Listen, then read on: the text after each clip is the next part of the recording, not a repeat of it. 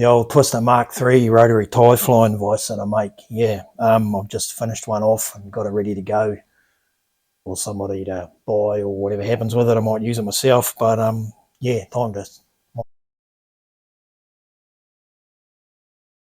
might start making a few more, just something to do. But before I get too carried away with that side of things, I'm gonna do some thinking and some pondering and have a look at the base, due to the fact that I usually make the base out of 6mm, which is well heavy enough and good enough and all the rest of it. But at the time I couldn't get any 6mm flat bar. Well, that's not true, I could, but I couldn't get any for the budget that I had. What I ended up getting was a bit of off-cut 8mm. So what I think I'll do a little bit of an experiment on it and try, just R&D, bit of upgrading, just see if I can make things a little bit different.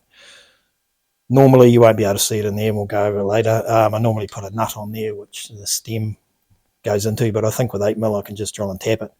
The other thing I'm going to do perhaps is I'm going to drill a hole with this here hole saw and see if I can make something in there, a groove sort of. Anyway, you'll see what's going on as we progress. So yeah, a little bit of experimenting, a little bit of mucking around and trying to just improve things or not. And so yeah, let's go, let's get on with it. So I'll mark it out, drill that hole, and yeah, you'll see what's going on as we progress. So yeah, let's go. So yeah, like I said, I didn't say, I'm going to drill a hole in here. I've decided to go 2.5 inch with the hole saw. If you're new to working with stainless and you want to get into a bit of DIY type stuff with stainless, you just got to be aware when you're drilling it that you need to slow your drill down. 2.5 inch. I could do it in my drill press there, my old Bosch PBD40, but it's really a bit of a stretch, the old hole saw. So you need to use cutting fluid and don't get things too hot with your drill bit. If you burn it out and she goes purple and you never drill on that hole, it's game over. So we'll give this a bit of a lash. I'll drill this pilot hole, put it on there, get it in, and away we go.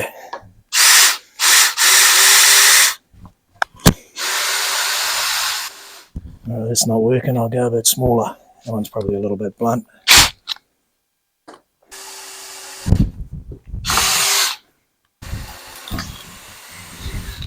That's that part done. So if you're cutting through a thicker section of stainless with a hole saw, the teeth don't have much clearance once you get into it a bit. So you want to cut sort of halfway through it, and then you want to go turn it over and go the other half. That's my opinion anyway. You want to use cutting fluid, but in my opinion, again, you don't want to drown it in cutting fluid. Alright, let's go.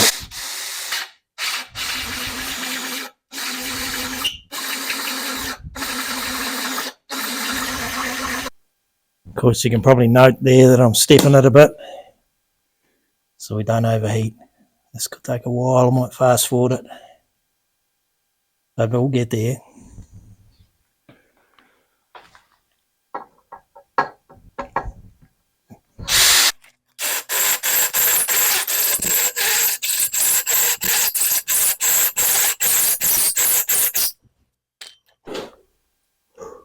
Right, if I was a younger man and had a sharper hole saw, I'd probably get that right through from one side, but I'm not and I don't. So to make life a little bit easier, I'm just over halfway through.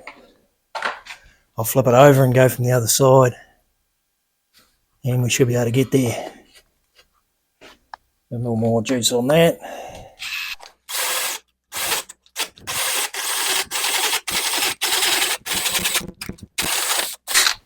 Done. I want to keep that blank. A little bit, yeah, not bad. We got there. We've done it.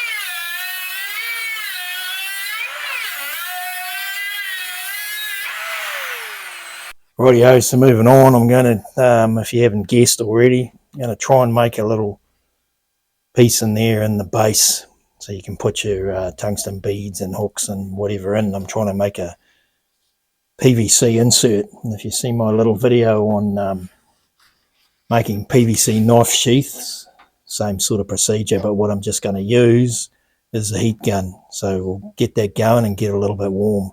I'm going to try and cut this, make it flat, put it in anyway. We'll see how it goes. Let's go.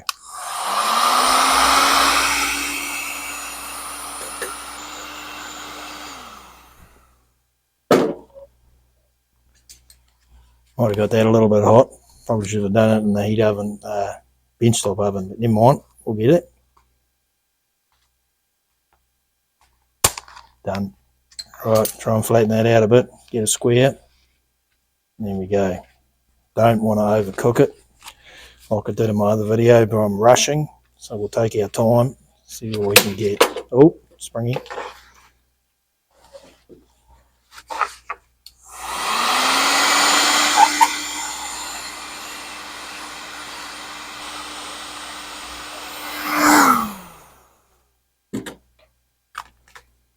So my theory is to cut a piece off there, probably too much, like that. Once it's gone hard again. Starting to think the heat oven might be the best idea, but never mind. That'll do. So I'll put that on there. I'll get that blank as close to the middle sort of thing as I can. And I'll press it in by that 6mm there, if you can see it, and a clamp. So let's give that a go. Yeah, getting a bit uneven heating, but never mind. So what I want is some marks on there to get pretty central, just to give me an idea. So bear with me, I'll get a ruler. Or a rule, depends how old you are. That there being 2.5 inch. Where are we? Yep. Right, we'll give her a heat up. We'll heat that up as well. And let's do it. Try not to melt the cord.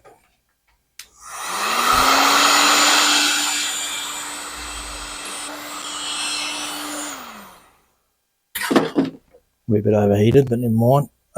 Yeah, let's do it. See what happens, eh? Sort of in the middle. Get to the edge.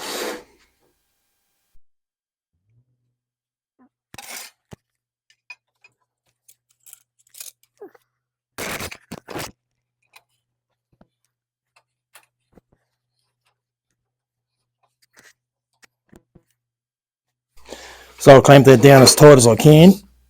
Leave it there for a wee while for the heat to come out. That'll be test number 1. We'll see how we go. Back at you in a minute. Right, we'll take that off and see what we got. Not too bad so far. Bit out of centre, but not bad. It'll go like that. So it's a bit out of centre, but this is, like I say, it's only a prototype. Just trying it, see how it's going to work. Didn't even know if it'll work at all, but it looks like it might. So what I'll do now, if I do more in the future, I'll make jigs so this is perfectly in the centre and we'll get that sorted. But yeah, not too bad. I can work with that. So we will move forward. So I ended up doing another one. Save that one for later. So another look at this. Take that away. A little bit of a close-up. Hope you can see that in the thing. So yeah, a little bit of overheating there. What I've done is mark out my blank so I get it more in the middle. And yeah, it looks like it's worked not too bad. Take that out of there. Drop that out. That edge I'll clean up. Yeah, no, that looks good. That's nice. What I did find is the stainless is, was sucking out too much heat, so it wasn't forming properly. A little bit loose, but I think I might glue it. I don't know. We'll see how we go from there and what we do with this. But yeah, so far so good. I'm happy with that for what it is. Again, it's only the second one I've ever done, so an idea that I didn't know if it would work at all seems to have worked not too bad. So that will go in there. Your little flies or whatever you got, you can put in there. I might put some dividers in it yet. I'm not sure on that either. Oh, but there we go. Let's move forward. What I'm going to do now, I'll cut this and I'll drill that where the stem goes. So yeah, good stuff. Let's go.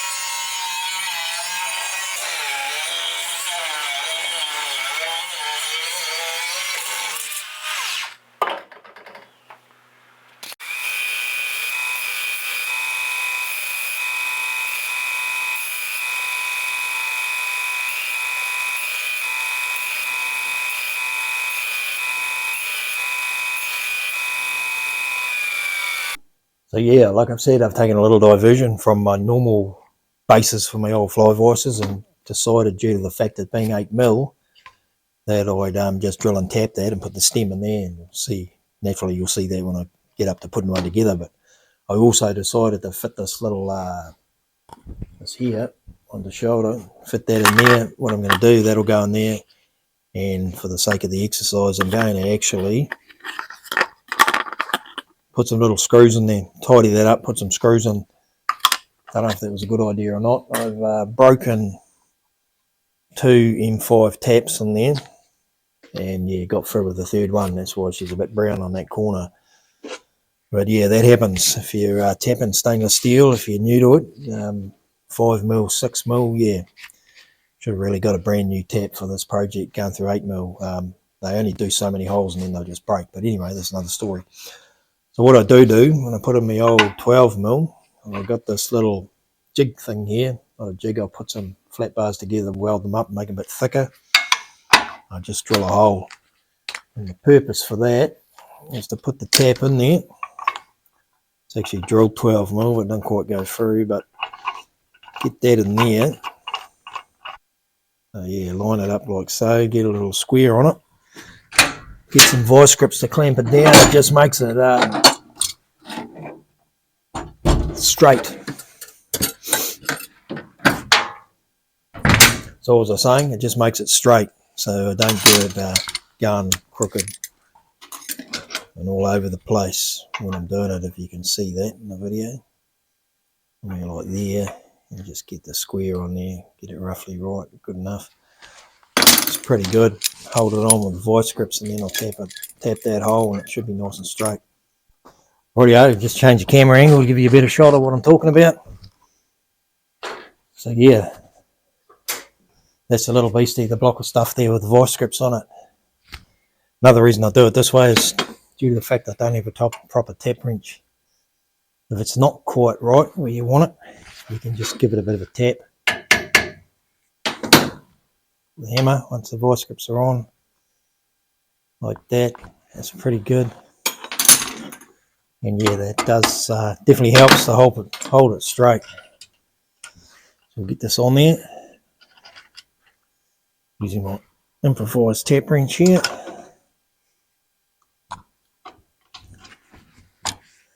And caught everything. Once you get it in a little bit, then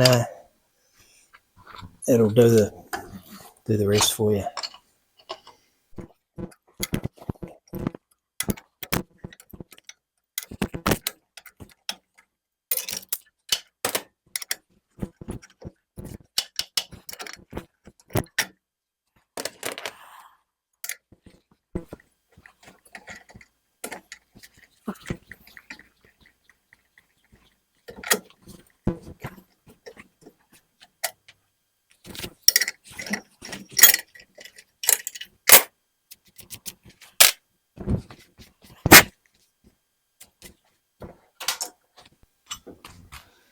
So yeah, that's that done. Didn't break that tap.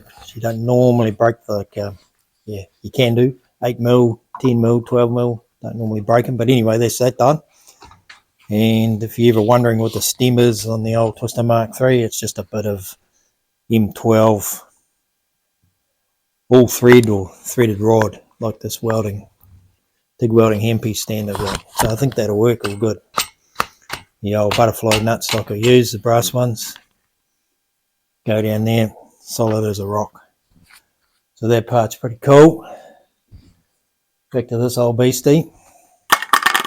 Stick that in there, screw it down, and there we go. It shouldn't be too bad. Of course, I'll tidy it up and give it a good clean up. It's not too bad.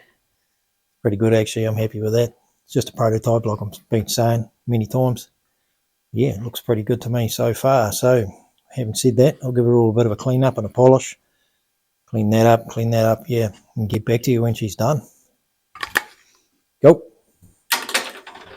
Right, so there we have it. The old base with the Twister MKIII.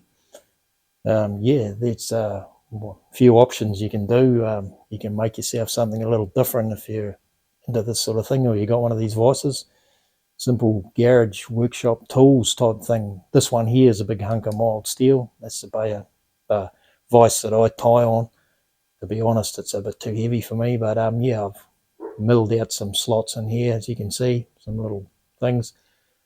Yeah, don't have access to a mill in your garage, so tried some different options. That's a normal base that I make, that I sell for people, and there's another one I make with a cutout in here, and I'll put some close-ups at the end of the vise. So this is what we've just done here, as you've seen, just another modification. You can see that that's 6mm. This one's 8mm, so I've just drilled and tapped rather than weld the nut on, just something a bit simpler. And because I didn't have the mill, like I said, I've just pressed that in as you've seen me go through, and it's come out pretty good. I'm pretty happy with it. So that's all good. So yeah, that's a Twister MKIII, a few base modifications like I said. So if you enjoyed the video, that's all good. Hope this video's found you safe and well. Just a quick little short one.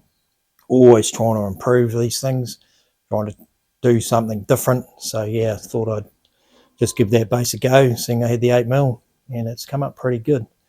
So I'll put some close-ups on as we go out with a bit of mellow blues music. And yeah, again, hope you've enjoyed it and really enjoy your day.